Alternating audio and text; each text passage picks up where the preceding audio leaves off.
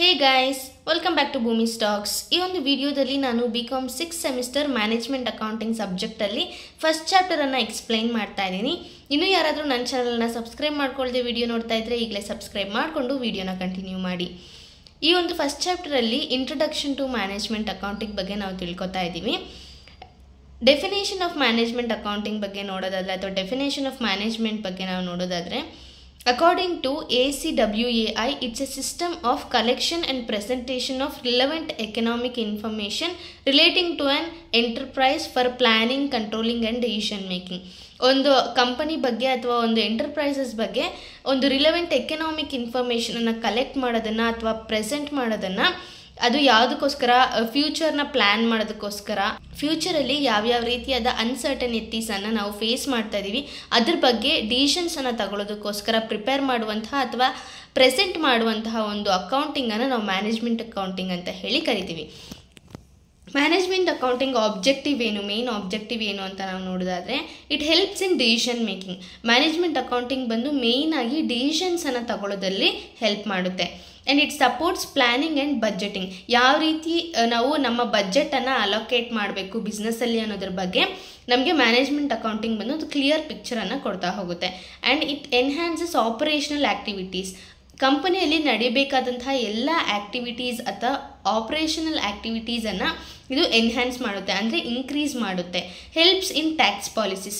Tax ಪಾಲಿಸೀಸ್ನೆಲ್ಲ ಯಾವ ರೀತಿ ನಾವು ಪ್ಲ್ಯಾನ್ ಮಾಡ್ಕೋಬೇಕು. ಫಾರ್ ಎಕ್ಸಾಂಪಲ್ಗೆ ಟ್ಯಾಕ್ಸ್ ಅವಾಯ್ಡೆನ್ಸನ್ನು ಹೇಗೆ ನಾವು ಪ್ಲ್ಯಾನ್ ಮಾಡ್ಕೋಬೇಕು, ನಮಗೆ ಜಾಸ್ತಿ ಇನ್ಕಮ್ ಬಂದಾಗ ಯಾವ ರೀತಿ ಟ್ಯಾಕ್ಸಸನ್ನು ನಾವು ಪೇ ಮಾಡಬೇಕು ಅನ್ನೋದ್ರ ಬಗ್ಗೆ ಕೂಡ ಮ್ಯಾನೇಜ್ಮೆಂಟ್ ಅಕೌಂಟಿಂಗು ನಮಗೆ ಹೇಳ್ಕೊಡುತ್ತೆ. And it helps in identifying the risk weightage areas. ಯಾವ್ಯಾವ ಏರಿಯಾಸಲ್ಲಿ ನಮಗೆ ರಿಸ್ಕ್ ಬಂದು ಜಾಸ್ತಿ ಇರುತ್ತೆ ಅನ್ನೋದ್ರ ಬಗ್ಗೆ ನಾವು ಐಡೆಂಟಿಫೈ ಮಾಡಿಕೊಳ್ಳುವಂತಹ ಸಹಾಯವನ್ನು ಕೂಡ ನಮಗೆ ಮ್ಯಾನೇಜ್ಮೆಂಟ್ ಅಕೌಂಟಿಂಗ್ ಬಂದು ಮಾಡುತ್ತೆ. And it helps in controlling and reducing the cost.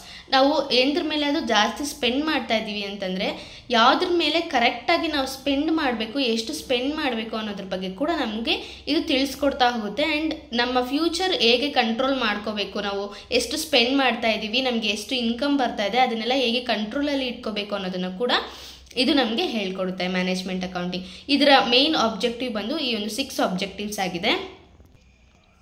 And next ನಾವಿಲ್ಲಿ ನೋಡೋದಾದರೆ difference between cost accounting and management accounting. ನಾವು ನೋಡೋದಾದರೆ ನಾವು ಫಸ್ಟ್ ಇಯರಲ್ಲಿ ಇರಬೇಕಾದ್ರೆ ಫಿನಾನ್ಷಿಯಲ್ ಅಕೌಂಟಿಂಗ್ ಬಗ್ಗೆ ತಿಳ್ಕೊಂಡ್ವಿ.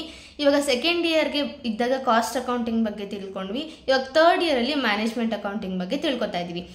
ಕಾಸ್ಟ್ ಅಕೌಂಟಿಂಗು ಮ್ಯಾನೇಜ್ಮೆಂಟ್ ಅಕೌಂಟಿಂಗು ಇರೋ ಡಿಫ್ರೆನ್ಸ್ ಏನು, ಆ್ಯಂಡ್ ಫಿನಾನ್ಷಿಯಲ್ ಅಕೌಂಟಿಂಗು ಮ್ಯಾನೇಜ್ಮೆಂಟ್ ಅಕೌಂಟಿಗೂ ಇರುವಂತಹ ಡಿಫ್ರೆನ್ಸ್ ಏನು ಅನ್ನೋದನ್ನು ನಾವಿಲ್ಲಿ ತಿಳ್ಕೊತಾ ಹೋಗ್ಬೋದು. ಕಾಸ್ಟ್ ಅಕೌಂಟಿಂಗ್ ಏನು ಅಂತಂದರೆ ಇಟ್ ಪ್ರೊವೈಡ್ಸ್ ಕಾಸ್ಟ್ ಇನ್ಫಾರ್ಮೇಷನ್, ಅಂದರೆ ಯಾವ್ದ್ರ ಮೇಲೆ ಎಷ್ಟೆಷ್ಟು ಸ್ಪೆಂಡ್ ಮಾಡಿದ್ವಿ ಅನ್ನೋ ಇನ್ಫಾರ್ಮೇಷನನ್ನು ಇದು ಕೊಡುತ್ತೆ. ಮ್ಯಾನೇಜ್ಮೆಂಟ್ ಅಕೌಂಟಿಂಗ್ ಬಂದು it provides over all information, ಅಂದರೆ ಓವರ್ ಆಲ್ ಮ್ಯಾನೇಜ್ಮೆಂಟ್ ಯಾವ ರೀತಿ ನಡೀತಾ ಇದೆ ಅನ್ನೋದ್ರ ಬಗ್ಗೆ ಇದು ಇನ್ಫಾರ್ಮೇಷನನ್ನು ಕೊಡ್ತಾ ಹೋಗುತ್ತೆ.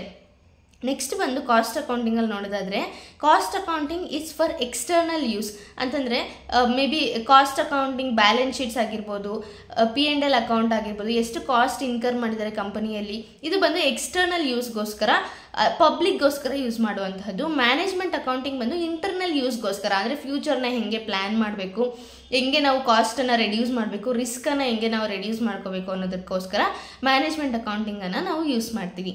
And manufacturing, mining, processing companies requires cost accounting which is stated by the state government.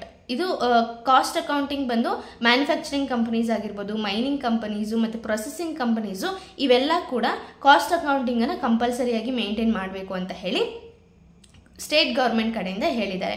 ಅದೇ ರೀತಿ ಮ್ಯಾನೇಜ್ಮೆಂಟ್ ಅಕೌಂಟಿಂಗ್ ಕಡೆ ನಾವು ನೋಡೋದಾದರೆ management accounting is not required. ಅದು ಕಂಪನಿಯ ಅವಶ್ಯಕತೆ ಇದ್ದರೆ ಮಾಡ್ಕೋಬೋದು, ಇಲ್ಲ ಅಂತಂದರೆ ಅದರ ಇಷ್ಟ, ಆ ರೀತಿ ಮ್ಯಾನೇಜ್ಮೆಂಟ್ ಅಕೌಂಟಿಂಗನ್ನು ತಯಾರು ಮಾಡ್ಕೋಬೋದು. And cost accounting is arised due to the fault of financial accounting. Cost accounting ಬಂದು ಫಿನಾನ್ಷಿಯಲ್ ಅಕೌಂಟಿಂಗ್ ಒಂದು ಫಾಲ್ಟಿಂದ ಅರೈಸ್ ಆಗಿದೆ. ಆ್ಯಂಡ್ ಮ್ಯಾನೇಜ್ಮೆಂಟ್ ಅಕೌಂಟಿಂಗ್ ಬಂದು due to the fault of cost accounting and financial accounting. ಇವೆರಡರ ಎಫೆಕ್ಟಿಂದ ಬಂದು ಕಾಸ್ಟ್ ಅಕೌಂಟಿಂಗ್ ಮತ್ತು financial accounting ಎಫೆಕ್ಟಿಂದ ಮ್ಯಾನೇಜ್ಮೆಂಟ್ ಅಕೌಂಟಿಂಗ್ ಬಂದು ಅಸ್ತಿತ್ವಕ್ಕೆ ಬಂದಿದೆ ಅಂತ ಹೇಳ್ಬೋದು.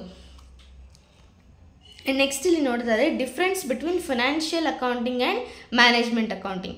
ಫಿನಾನ್ಷಿಯಲ್ ಅಕೌಂಟಿಂಗಲ್ಲಿ ಏನು, it gives the periodical reports to owners, creditors and ಗೌರ್ಮೆಂಟ್ಗೆ ಪಿರಿಯಾಡಿಕಲ್ ಆಗಿ, ಫಾರ್ ಎಕ್ಸಾಂಪಲ್ಗೆ 6 ಮಂತ್ಸ್ಗೆ ಒಂದ್ಸಲಿ ಇಲ್ಲ 1 ಇಯರ್ಗೆ ಒಂದ್ಸಲಿ ಬ್ಯಾಲೆನ್ಸ್ ಶೀಟ್ಸ್ ಆಗಿರ್ಬೋದು, ಪ್ರಾಫಿಟ್ ಆ್ಯಂಡ್ ಲಾಸ್ ಆಗಿರ್ಬೋದು, ನಮಗೆ ಪಬ್ಲಿಕ್ಗೆ ಅಥವಾ ಗೌರ್ಮೆಂಟ್ಗೆ, ಕ್ರೆಡಿಟರ್ಸ್ಗೆ, ಓನರ್ಸ್ಗೆ ಫಿನಾನ್ಷಿಯಲ್ ಅಕೌಂಟಿಂಗ್ ಬಂದು ಪ್ರೊವೈಡ್ ಮಾಡುತ್ತೆ. ಬಟ್ ಮ್ಯಾನೇಜ್ಮೆಂಟ್ ಅಕೌಂಟಿಂಗ್ ಬಂದು it assist the internal management accounting ಬಂದು ಪಬ್ಲಿಕ್ಗೆ ಪಬ್ಲಿಷ್ ಮಾಡಲ್ಲ, ಬರೀ ಅದು ಒಂದು ಇಂಟರ್ನಲ್ ಯೂಸ್ಗೋಸ್ಕರ ಮಾತ್ರ ಮ್ಯಾನೇಜ್ಮೆಂಟ್ ಅಕೌಂಟಿಂಗನ್ನು ಇಟ್ಕೊಂಡಿರ್ತಾರೆ. It concerns with historical records.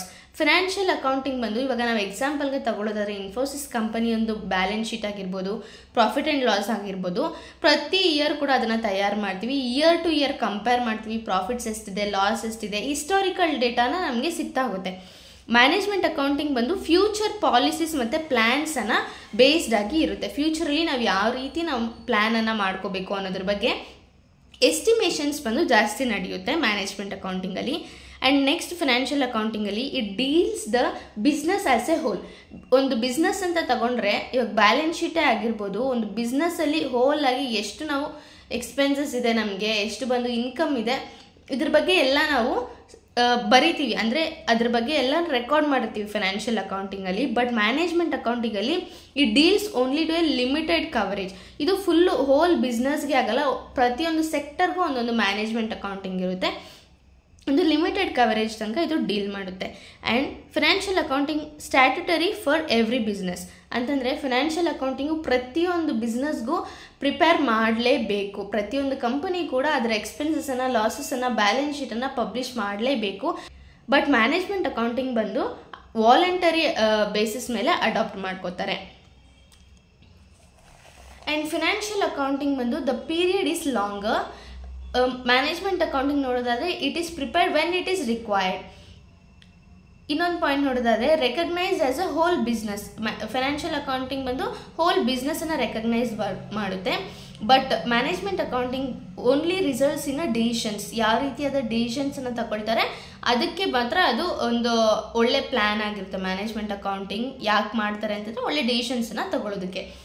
And limitations ಏನೇನು, ಯಾವ್ದು ರೀತಿಯಾದ ಲಿಮಿಟೇಷನ್ಸ್ ಬಂದು ಮ್ಯಾನೇಜ್ಮೆಂಟ್ ಅಕೌಂಟಿಂಗಲ್ಲಿದೆ. ಇವಾಗ ಒಂದು ಬೆನಿಫಿಟ್ಸ್ ಇದೆ ಅಂತಂದರೆ ಅದಕ್ಕೆ ಆದ ಲಿಮಿಟೇಷನ್ಸ್ ಕೂಡ ಇರುತ್ತೆ. ನೀವು ಆಬ್ಜೆಕ್ಟಿವ್ಸನ್ನೇ ಕೂಡ ಬೆನಿಫಿಟ್ಸ್ ಆಗಿ ಬರಿಬೋದು. There is no issue in that. ಆಬ್ಜೆಕ್ಟಿವ್ಸ್ನ ತೊಗೊಂಡು ನೀವು ಬೆನಿಫಿಟ್ಸ್ ಆಗಿ ಫ್ರೇಮ್ ಮಾಡ್ಕೋಬೋದು. ಲಿಮಿಟೇಷನ್ಸ್ ಏನೆಲ್ಲ ಇರುತ್ತೆ, first of all correctness of management accounting depends upon the correctness of data taken. ಇವಾಗ ಒಂದು ಡೇಟಾನ ನಾವು ಕಲೆಕ್ಟ್ ಮಾಡಿದ್ದೀವಿ ಅಂತಂದರೆ ಆ ಡೇಟಾ ಪ್ರಕಾರನೇ ನಮ್ಮ ಎಲ್ಲ ರೆಕಾರ್ಡ್ಸನ್ನು ನಾವು ಮೇಂಟೈನ್ ಮಾಡಿರ್ತೀವಿ. ಇಫ್ ಇನ್ ಕೇಸ್ ಆ ಡೇಟಾನ ತಗೊಂಡಿರೋರು ತಪ್ಪಾಗಿ ಏನಾದರೂ ಡೇಟಾ ತಗೊಂಡಿದ್ರೆ ಫ್ಯೂಚರಲ್ಲಿ ಡಿಸಿಷನ್ಸ್ ತಪ್ಪಾಗುವ ಸಾಧ್ಯತೆಗಳು ಜಾಸ್ತಿ ಇದೆ. ಅದಕ್ಕೋಸ್ಕರ ಮ್ಯಾನೇಜ್ಮೆಂಟ್ ಅಕೌಂಟಿಂಗ್ ಕರೆಕ್ಟಾಗಿದೆ ಅಂತ ನಮ್ಗೆ ಯಾವಾಗ ಗೊತ್ತಾಗುತ್ತೆ ಅಂತಂದರೆ ಡೇಟಾ ಬಂದು ಕರೆಕ್ಟಾಗಿ ತಗೊಂಡಿದ್ದಾರಾ ಇಲ್ವಾ ಅನ್ನೋದ್ರ ಮೇಲೆ ಬೇಸ್ಡ್ ಆನ್ ಆಗಿ ಅದು ಇರುತ್ತೆ.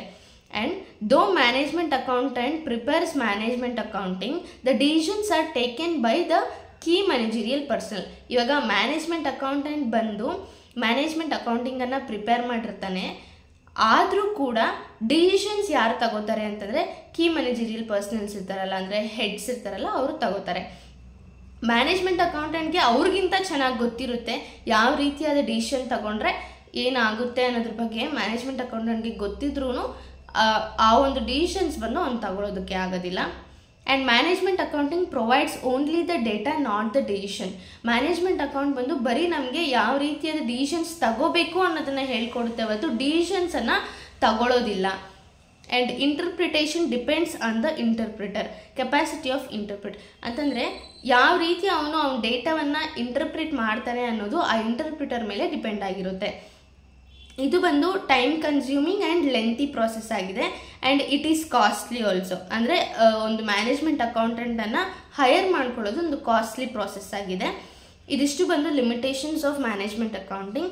ನೆಕ್ಸ್ಟ್ ನೋಡೋದಾದರೆ ಮೀನಿಂಗ್ ಆಫ್ ಮ್ಯಾನೇಜ್ಮೆಂಟ್ ಅಕೌಂಟೆಂಟ್ ಇದೆ. ಮ್ಯಾನೇಜ್ಮೆಂಟ್ ಅಕೌಂಟೆಂಟ್ ಯಾರು? He is a professional responsible for analysing, interpreting and presenting financial information to support managerial decision making. ಅಂತಂದರೆ ಅವನೊಬ್ಬ ಪ್ರೊಫೆಷನಲ್. ಯಾವುದಕ್ಕೆ ಅವ್ನು ರೆಸ್ಪಾನ್ಸಿಬಲ್ ಆಗಿರ್ತಾನೆ ಅಂತಂದರೆ ಡೇಟಾವನ್ನು ಕಲೆಕ್ಟ್ ಮಾಡೋದಕ್ಕೆ, ಅನಲೈಸ್ ಮಾಡೋದಕ್ಕೆ, ಇಂಟರ್ಪ್ರಿಟ್ ಮಾಡೋದಕ್ಕೆ ಆ್ಯಂಡ್ ಪ್ರೆಸೆಂಟ್ ಮಾಡೋದಕ್ಕೆ. ಅವನು ಯಾರಿಗೆ ಸಪೋರ್ಟ್ ಮಾಡ್ತಾ ಇದ್ದಾನೆ ಅಂತಂದರೆ ಮ್ಯಾನೇಜರಿಯಲ್ ಡಿಸಿಷನ್ ಮೇಕರ್ಸ್ಗೆ ಅವನು ಸಪೋರ್ಟ್ ಮಾಡ್ತಾ ಇದ್ದಾನೆ, ಅಥವಾ ಮ್ಯಾನೇಜರಿಯಲ್ ಡಿಸಿಷನ್ ಮೇಕಿಂಗ್ಗೆ ಅವನು ಸಪೋರ್ಟ್ ಮಾಡ್ತಾ ಇರ್ತಾನೆ. ಇದು ಬಂದು ಮ್ಯಾನೇಜ್ಮೆಂಟ್ ಅಕೌಂಟೆಂಟ್ ಒಂದು ಮೀನಿಂಗ್ ಆಗಿದೆ. ಇದಿಷ್ಟು ಬಂದು ಫಸ್ಟ್ ಚಾಪ್ಟರಿಂದ ಕೇಳುವಂತಹ ಕ್ವಶನ್ಸ್ ಆಗಿದೆ. ಜಾಸ್ತಿ ಇಂಪಾರ್ಟೆಂಟ್ ಆಗಿ ಈ ಕ್ವಶನ್ಸ್ ಕೇಳ್ತಾರೆ. ಇದನ್ನು ಬಿಟ್ಟು ಬೇರೆ ಕ್ವಶನ್ಸ್ ಯಾವುದೋ ಅಷ್ಟೊಂದು ಕೇಳಲ್ಲ. ಈ ಚಾಪ್ಟ್ರಲ್ಲಿ ಇರೋದೇ ಇಷ್ಟು. ಕೇಳಿದ್ರೆ ಡಿಫ್ರೆನ್ಸ್ ಕೇಳ್ಬೋದು, ಮ್ಯಾನೇಜ್ಮೆಂಟ್ ಅಕೌಂಟಿಂಗ್ ಮೀನಿಂಗ್ ಕೇಳ್ಬೋದು, ಆಬ್ಜೆಕ್ಟಿವ್ಸ್ ಅಥವಾ ಬೆನಿಫಿಟ್ಸನ್ನು ಕೇಳ್ಬೋದು, ಲಿಮಿಟೇಷನ್ಸನ್ನು ಕೇಳ್ಬೋದು, ಮ್ಯಾನೇಜ್ಮೆಂಟ್ ಅಕೌಂಟೆಂಟ್ ಅಂದರೆ ಯಾರು ಅಂತ ಕೇಳ್ಬೋದು. ಈ ಒಂದು 5 ಕಾನ್ಸೆಪ್ಟ್ ಬಂದು ಈ ಒಂದು ಚಾಪ್ಟರಿಂದ ಇದೆ. ಈ ಒಂದು ಚಾಪ್ಟರ್ ಬಂದು ನಿಮಗೆ ಅರ್ಥ ಆಗಿದ್ರೆ ಪ್ಲೀಸ್ ನನ್ನ ವಿಡಿಯೋಗೆ ಒಂದು ಲೈಕ್ ಕೊಡಿ. ನಿಮಗೆ ಇಷ್ಟ ಆದರೆ ಈ ವಿಡಿಯೋನ ಶೇರ್ ಮಾಡ್ತಾ ಹೋಗಿ. Thank you so much for watching this video. If you like the video, please do like, comment, share and don't forget to subscribe my channel. Let's meet in our next video. Until then, bye bye.